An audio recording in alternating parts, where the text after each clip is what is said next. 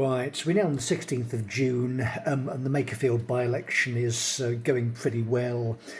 So we went down to Makerfield, of course, to assist and meet up with various other members of Restore so we can alert people to what's happening in Birmingham. And that, of course, involved their Freedom of Information guys, their information team, so they can start investigating what's happening within the local authority. But as we've been explaining to the Brummies with children's models, because of their infantilisation of the organisation, we're currently trying to explain to Deborah Argentieri that she needs to call police by law.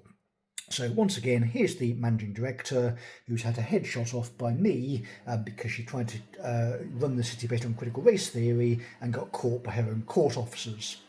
Because she was hired by John Cotton, Birmingham Labour is now effectively collapsing because the woman is clearly imbecilic and dangerous and thought she could go along with anti-racism as a power grab ideology.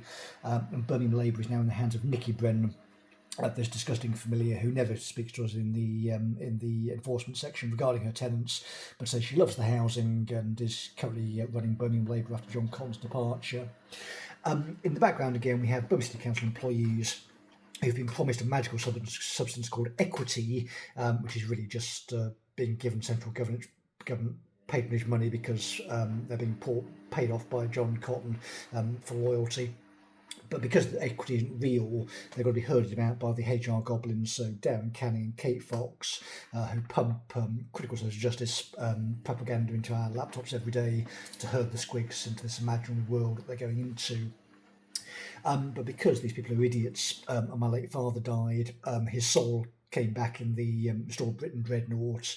So there's now a large political party that can do as it pleases, but the Brummies are starting to work out that just logic means that the flamethrower is at some point going to incinerate all the squigs and Birmingham Labour, so they're all now panicking and fleeing and hiding behind laptops. But the problem is, because various members of the organisation were permitted to repeatedly attack me, in part because of anti-racism, people are now going to start going to jail under the serious misconduct policy because the officers of the city solicitor offered to assist me in reporting stuff, which they should do by law. Again, given the way the brain works, this is already a reasonably implied adaptation under the law, but they're refusing. And Deborah is currently refusing to fetch police, so appears to be engaged in joint enterprise. So we come to a solution then. So the police will come in by drop pod, and these guys will look at the managing director with the bullet wound in her head and say, "I'm sorry, managing director, your court officer has caught you. Why are you not responding?" And she'll need to be interviewed under caution. The policemen coming into Birmingham, because of all the gangs and things, will need to be fairly heavily armoured, and I'll work on getting this guy some mates so he doesn't actually have to have a missile launcher on his back and a gun strapped to each arm. The managing director is not actually a spy. She's actually quite weak and puny, and when she's interviewed under caution about quote-unquote anti-racism, she's getting nicked.